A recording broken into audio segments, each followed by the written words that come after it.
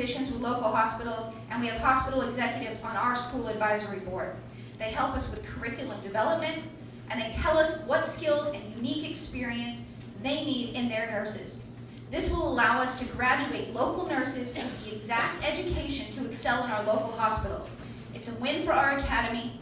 It's definitely a financial win for the local hospitals, and most importantly, a win for our community through a much higher quality patient care. Tonight, we're talking about climbing Kahuna Mountain, and I'm one of 3 climbers trying to make it to the top. I want to take a moment and acknowledge Steve and Robert for the entrepreneurs and excellent competitors that they are. Robert and I spoke last week about how the quality of tough competitors in Venture Island has pushed us to reach new milestones for our businesses, if for nothing more than just to get a leg up on the competition each month. Robert's drive and technical ability are inspiring, and I'm sure we will work together in the future. Steve is a nurse and has an invention that will no doubt save lives. As a nurse, Steve has seen firsthand the effects of the nursing shortage and the challenges of foreign nurses. He is what I would consider the poster child for the California Academy of Nurses, a local person becoming a local nurse, creating ways to save lives in our local community. The power of homegrown nurses is immeasurable. Think of having 50 nurses like this, 500, 5,000 nurses like Steve. Think of the quality of life improvement in Northern California from that type of healthcare. The California Academy of Nurses will do just that. I ask for your vote tonight. The California Academy of Nurses, exceptional nurse training. Thank you. Woo!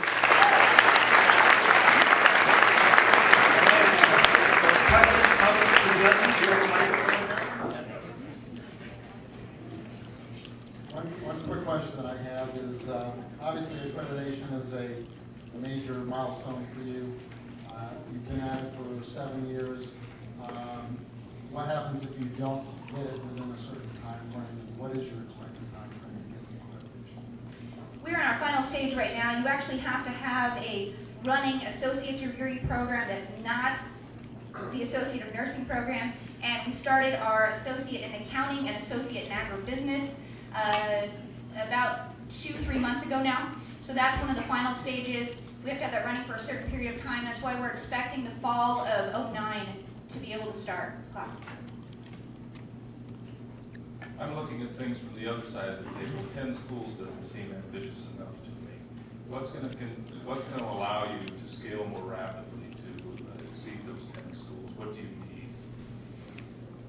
Well, we're looking at about $700,000 cost per campus right now. Of course, that might fluctuate a little bit once we start rolling them out in mass. It's just a money factor. You know, as we've gone through this competition, we've been putting together our pitch to some VCs and looking forward to seeing how much we can raise.